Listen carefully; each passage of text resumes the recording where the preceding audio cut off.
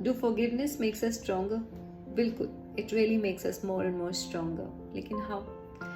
अब जब हमारे साथ कोई वारदात या ज्यादती हो जाती है, कुछ मसला हो जाता है, तो हमारा जहन कैसे काम करता है? हमारा जो सबकॉन्शियस है उसकी एक बड़ी अजीब आदत है, उसको पास्ट प्रेजेंट फ्यूचर कुछ समझ में नहीं आता। जो उसको समझ में आता है वो ये कि आपके साथ ये हुआ था, तो उस पर्सन से रिलेटेड अगर कोई भी या उस मसले से रिलेटेड कोई भी बात आती है, तो वो एकदम से फ्रेशली सारी चीज़ों को प्रिपेयर करके दोबारा से आपके सामने रख देता है, और इसीलिए जो है फॉरगिव करना या भूलना थोड़ा मुश्किल हो जाता है। सो अभी कैसे इस जहन से काम लिया जा सकता है?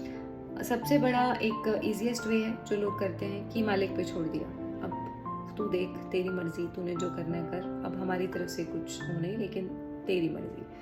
अब सबसे ईजीएस्ट वे है अल्लाह पे छोड़ना, क्योंकि अगर तो वो इंसान आपके आसपास है ही नहीं और आपने उनसे कट ऑफ कर लिया, अलग हो गए, तो आपने कहा चलिए ठीक है, अब मुझे कोई फ़र्क नहीं पड़ता, मोस्ट ईजीएस्ट वे। सेकंड जो तरीका है वो ये कि उस मसले को हर तरीके से, हर एंगल से देखना।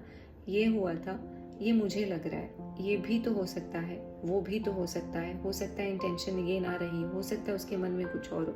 बहुत सारे तरीके देना, बहुत सारे रास्ते दिखाना ब्रेन को। अब इससे क्या होगा, जब उस वारदात की या उस इंसिडेंट की याद आएगी तो बहुत सारे रास्ते दिखेंगे ब्रेन को, और जो रिजेंटमेंट है, हर्ट जो है, वो कम होती जाएगी। Forgiveness will be very easy.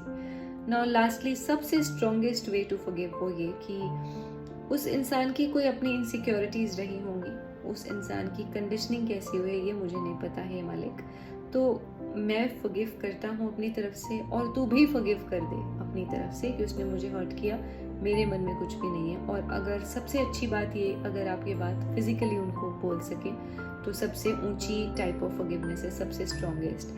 और जब हम इस तरीके की फॉरगिवनेस करने लग जाते हैं, then we become more and more stronger in our daily lifes as well. आप अपने आप को बहुत स्ट्रॉन्ग महसूस करेंगे। वो इसलिए क्योंकि मसले होते रहेंगे जीवन में, आज किसी के साथ हुआ, परसों किसी के साथ हुआ।